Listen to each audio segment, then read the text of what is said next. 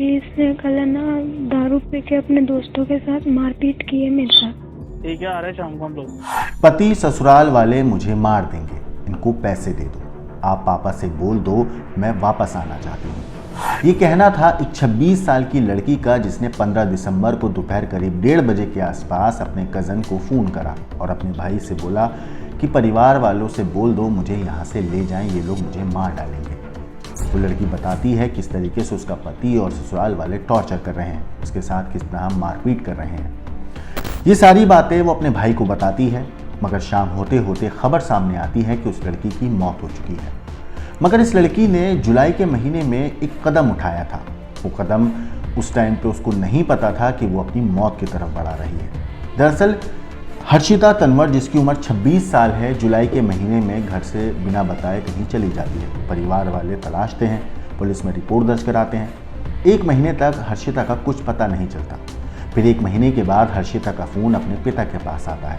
वो पिता को बताती है कि उसने भागकर पंकज से शादी कर ली है। हर्षिता बताती है कि वो जयपुर से पहले नोएडा आई, नोएडा में आर्य समाज मंदिर में शादी करी। शादी करने के बाद वो 15 दिन वहीं रही और फिर जयपुर अपने ससुराल आ गई। पिता जब ये खबर सुनते हैं तो उन्हें धक्का तो लगता है कि जाहिर सी बात है, बेटी ने इस तरह शादी कर ली। हर बाप के अरमान होते हैं अपनी बेटी की शादी करने के। लेकिन जब पिता को पता चला कि बेटी उसकी खुश है और जिस लड़के से शादी की है वो उससे प्यार करने का दावा कर रहा है, तो पिता भी थोड़ा बहुत गुस्सा करके शांत हो जाते हैं और अपनी बेटी को ज़िंदगी भर खुश रहने की दुआएं देते हैं। इस बीच दशहरा आता है। दशहरे पर हर्षिता अपने पति पंकज के साथ अपने मायके आती है। पिता बेटी को गले लगाते हैं, दामाद को गले लगाते हैं, दोनों को आशीर्वाद दिया जाता है। दोनों थोड़ी देर रुकते हैं, हंसी खुशी मनाते हैं, बातचीत होती है और फिर वहाँ से वो वापस अपने घर चले जाते हैं। लेकिन पिता को इस बात का अंदाज़ा नहीं था कि बेटी जो है कुछ बात छुपा रही है। जब काफ़ी दिन बीत गए तो हर्षिता जो है गुमसुम रहने लगी। वो ज़्यादा कुछ बोलती नहीं थी। एक दिन वो अपने मायके आई हुई थी। उसके परिवार वालों की नज़र उसके हाथ पर गई। जब बेटी से हाथ पे लगी चोट के बारे में पिता ने पूछा, परिवार ने पूछा, तो डरते हुए हर्षिता ने एक जवाब दिया। वो कहती है कि उसका पति उसको मारता है, उसके ससुराल वाले उसे टॉर्चर करते हैं। वो लोग 5 लाख रुपए दहेज की डिमांड कर रहे हैं। वो कहते हैं कि दहेज लेकर आओ नहीं तो तुझे मार डालेंगे। ससुराल वाले कहते हैं कि दहेज लेकर आओ नहीं तो तुम्हें छोड़ देंगे। वो अपने बेटे से, जो पति है उसका, उसके माता पिता अपने बेटे से बोलते हैं कि तू इसको तलाक ले दे। मगर हर्षिता का जो पति था वो शराब पी कर आता था और हर रोज़ अपनी बेटी को टॉर्चर करता था। वो अपनी बीवी को परेशान करता था। वो कहता था कि पैसे लेकर आ। जब हर्षिता के पिता को ये बात पता चली तो उन्होंने पंकज से बात करी, पंकज के घर वालों से बात करी और 5 लाख रुपए की जो उनकी डिमांड थी वो पूरी कर दी, इस उम्मीद से कि शायद चलो बेटी का घर जो है बस जाएगा। मगर उस पिता को ये नहीं पता था कि ये अभी तो सिर्फ शुरुआत थी, क्योंकि आने वाले वक्त में ये लोग हैवानियत की हर हद को पार कर जाएंगे। वो उस बेटी को इतना टॉर्चर करने वाले थे, इतना परेशान करने वाले थे कि उसकी जान चली जाएगी। उस पिता को ये नहीं पता था कि अब उन दहेज के लालचियों के मुंह पर खून लग चुका था, क्योंकि 5 लाख मिलने के बाद उनके हौसले अब और ज़्यादा खुल गए थे। उन्हें लगता था कि वो बेटी को टॉर्चर करते जाएंगे और पिता पैसा देता चला जाएगा। इसीलिए ये लोग उस मासूम लड़की को, जिसने पंकज के ऊपर यकीन करके अपने घर के बाहर जाकर अपने पिता के अगेंस्ट जाकर पंकज से शादी करी थी, अब वो पति उस लड़की को मारना पीटना शुरू कर देता है। हर रोज़ दहेज के लिए टॉर्चर करता है। वो घर से बाहर जाता, शराब पीता और रात में वापस आकर अपनी पत्नी के साथ हैवानियत की सारी हदों को पार कर रहा था। इस बीच पिता जो है अशोक तंवर, जो हर्षिता के पिता हैं, वो बताते हैं कि मैं नंदपुरी इलाके में रहता हूँ, मेरा सब्जियों का बिजनेस है। जुलाई 2024 में बेटी हर्षिता तंवर घर पर बिना बताए कहीं चली गई थी। बेटी के लापता होने पर महेश नगर थाने में गुमशुदगी की रिपोर्ट दर्ज करवाई। करीब 1 महीने तक लापता बेटी को ढूंढने की कोशिश करने पर पता चला 1 महीने बाद हर्षिता ने फ़ोन करके बताया पिता के मोबाइल पर कि पंकज मोदी से उसकी बातचीत हुई थी। पंकज के साथ वो भाग कर आई है। जुलाई के पहले हफ्ते में ही गाजियाबाद नोएडा में आर्य समाज मंदिर में शादी भी कर ली है और लव मैरिज करने के बाद 15 दिन वो नोएडा में रही और फिर जयपुर स्थित पंकज के घर पर आकर वो रहने लगी।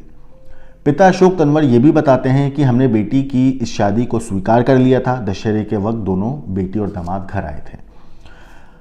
बेटी की लव मैरिज को स्वीकार करने के बाद वो पति के साथ हमारे घर आने जाने लगी थी। इस बीच पंकज और उसके घर वालों ने हर्षिता को दहेज के लिए टॉर्चर करना शुरू कर दिया था। काफ़ी वक्त तक बेटी हर्षिता दहेज की मांग को लेकर मारपीट की बात भी हम लोगों से छिपा रही थी। पति आए दिन शराब पीकर मारपीट करता था, दहेज लाने के लिए धमकाता था, यहाँ तक धमकी देता था कि दहेज नहीं लाई तो तुझे छोड़ दूंगा। पंकज के घर वाले भी दहेज के लिए टॉर्चर कर तलाक लेने का दबाव बनाने लगे। अक्टूबर 2024 में बेटी यानी कि हर्षिता अपने घर आई थी। वो उदास थी। कारण पूछने पर उसने कलाई पर चोट के निशान दिखाए थे। हर्षिता ने बताया था कि पंकज ने शराब के नशे में चाकू से काटकर उसे जान से मारने की कोशिश की थी। उसने 5 लाख रुपए मांगे हैं। हर्षिता की खुशी के चलते पंकज को समझाया गया और 5 लाख रुपए देकर उसे वापस ससुराल भेज दिया गया। इसके बाद जो दहेज मांगने का सिलसिला था वो लगातार बढ़ता चला गया। हर्षिता को टॉर्चर की जो हद थी उन सारी हदों को तोड़ दिया गया इन लोगों ने। 15 दिसंबर के दिन हर्षिता की लाश उसके रामनगरिया थाना इलाके में प्रतापनगर स्थित सीबीआई कॉलोनी में 8 बजे के आसपास फंदे से लटकी हुई मिली। इसके बाद पति पंकज उसे जयपुरिया हॉस्पिटल लेकर पहुंचा, जहां उसे मृत घोषित कर दिया और हॉस्पिटल स्टाफ ने हर्षिता के ताऊ को फोन करके इस पूरे मामले की जानकारी दी थी। तब जाकर इन लोगों को पता चला कि हर्षिता की जान जा चुकी है। तो इसकी मम्मी पापा को पता नहीं पड़ता कि ये भी ऐसे हरकत करता है? तो मैं चिल्लाती हूँ ना, इसकी मम्मी पापा ऊपर तक नहीं आते, कोई कुछ नहीं करता है। इसकी मम्मी पापा, इसकी मम्मी ने तो बोल दिया तुम डिवोर्स ले लो। बेटा तेरे पास जब हमारे नंबर थे तो वो बोलना चाहिए थी ना ये बात उस टाइम पे। नहीं करने दिया ना, मेरा फोन की सारी रिकॉर्डिंग सब कुछ इसके पास रहती थी सब। जांच अधिकारी जो है इस मामले पर एसीपी सांगानेर विनोद कुमार शर्मा ने कहा है कि इस घटना के बाद पिता अशोक तंवर की ओर से रामनगरिया थाने में पंकज समेत उसके परिवार के खिलाफ दहेज के लिए हत्या करने का मामला दर्ज कराया गया था। मामला दर्ज करने के बाद 17 दिसंबर को एफएसएल की टीम सीबीआई कॉलोनी पहुंची और सबूत जुटाए। जांच अधिकारी जो हैं विनोद कुमार, उन्होंने ये भी बताया है कि हर्षिता ने मरने वाले दिन अपने ताऊ के बेटे लोकेश को फोन किया था। अपने चचेरे भाई लोकेश को कॉल करके उसने अपने दुख दर्द की बात बताई थी। वो आमतौर पर भी अपने भाई से बात करती रहती थी, अपने भाई को बताती रहती थी किस तरीके से उसके ससुराल वाले और उसका जो पति है उसे टॉर्चर कर रहा है। 15 दिसंबर को दोपहर करीब 1:30 बजे उसने लोकेश को कॉल किया था और कहा था भैया। तो इसकी मम्मी पापा को पता नहीं पड़ता कि ये भी ऐसे हरकत करता है? तो मैं चिल्लाती हूँ ना, इसकी मम्मी पापा ऊपर तक नहीं आते, कोई कुछ नहीं करता है। इसकी मम्मी पापा, इसकी मम्मी ने तो बोल दिया तुम डिवोर्स ले लो। बेटा तेरे पास जब हमारे नंबर थे तो वो बोलना चाहिए थी ना ये बात उस टाइम पे। नहीं करने दिया ना, मेरा फोन की सारी रिकॉर्डिंग सब कुछ इसके पास रहती थी सब। पंकज और उसके ससुराल वाले मुझे मार देंगे, इनको पैसे दे दो, आप पापा से बोल दो मैं आपके पास आना चाहती हूँ। लेकिन हर्षिता ने चचेरे भाई लोकेश से यह भी कहा था कि कुछ दिन पहले पति पंकज शराब पीकर आया था, मारपीट की थी, वो मेरे साथ मारपीट करता है और मैं चिल्लाती हूँ तो सास ससुर भी नहीं आते, वो बार बार यही कहते हैं कि इसे तलाक दे दे। भाई ने बताया कि इसी बातचीत के दौरान किसी ने हर्षिता के हाथ से फ़ोन जो है छीनकर कॉल काट दिया था। कुछ देर बाद उसके मौत की सूचना मिली।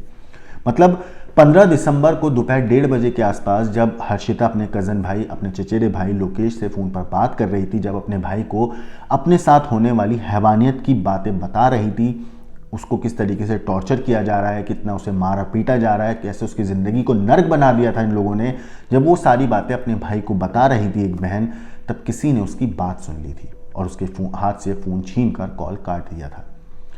इसके बाद उसी दिन 15 तारीख की शाम को ही 8 बजे के आसपास खबर मिली कि हर्षिता ने फंदे से उसकी लाश लटकी हुई है। जब ये बात पंकज परिवार वालों को पता चली हर्षिता के, तो उन्होंने पंकज और उसके परिवार के खिलाफ दहेज के लिए हत्या करने का मुकदमा दर्ज कराया। इतना ही नहीं, इस मामले पर हर्षिता के परिवार का ये भी कहना है कि जब ताऊ को कॉल आया तब उन्हें इस बारे में पता चला कि हर्षिता की मौत हो गई है। परिवार वाले जब अस्पताल पहुंचे तो उन्होंने देखा कि मॉर्चुरी के पास हर्षिता का जो पति है पंकज, वो अपने दोस्तों के साथ खड़ा हुआ था। परिवार वालों ने जब पंकज से पूछने की कोशिश करी तो पंकज ने कोई जवाब नहीं दिया। इतने में ये लोग हर्षिता की लाश देखने जब मॉर्चुरी के अंदर गए, तब वहाँ से जब ये लोग लाश देखकर बाहर निकले तो पंकज इन्हें देखकर भाग निकला।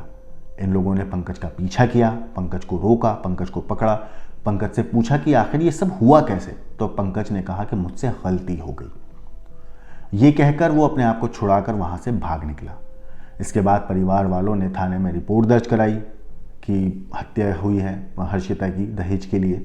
इसके बाद पुलिस ने मामला दर्ज करके 17 तारीख को एफएसएल की टीम हर्षिता के ससुराल पहुंची, वहां पर सारे सबूत जमा किए। फिलहाल पुलिस ने मामला दर्ज कर लिया, तफ्तीश कर रही है और पता लगाने की कोशिश कर रही है कि हर्षिता को इन लोगों ने किस हद तक, मतलब सारी चीज़ें पता लगाने की कोशिश कर रही है जो आरोप हर्षिता के परिवार वाले लगा रहे हैं। मगर सोचिए कि उस बाप पे क्या गुजर रही होगी जिसकी जवान बेटी जो अभी 6 महीने पहले दुल्हन बनी, जिसकी शादी हुई, उसके एक गलत कदम की वजह से आज उसकी जान जा चुकी है। सोचिए हर्षिता ने जिस शख्स पर यकीन किया, पंकज ने उससे वादा किया था कि वो उसकी ज़िंदगी भर हिफाजत करेगा, उसका साथ देगा, उसका ख्याल रखेगा, वही पंकज उसकी मौत की वजह बना।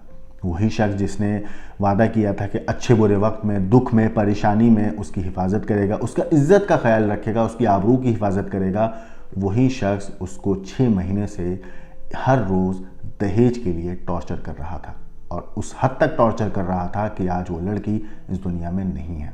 उस पिता के ऊपर, उस माँ के ऊपर, उस परिवार के ऊपर क्या गुजर रही होगी, उस भाई के ऊपर क्या गुजर रही होगी। सोचिए जिसने 15 तारीख को 1:30 बजे अपनी बहन की बात सुनी पूरी, किस तरीके से उसको टॉर्चर किया जा रहा है। उस बहन ने अपना दुख अपने भाई को बताया और शाम होते होते 8 बजे तक उसकी मौत की खबर उस भाई को सुनने को मिलती है।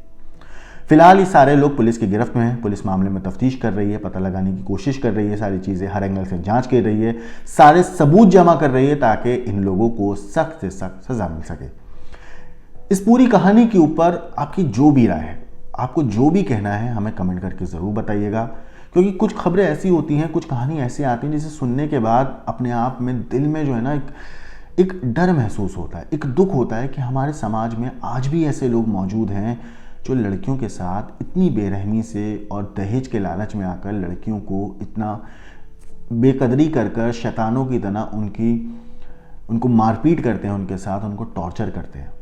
ऐसे हैवानों के ऊपर आपकी जो भी राय है हमें कमेंट करके ज़रूर बताइएगा।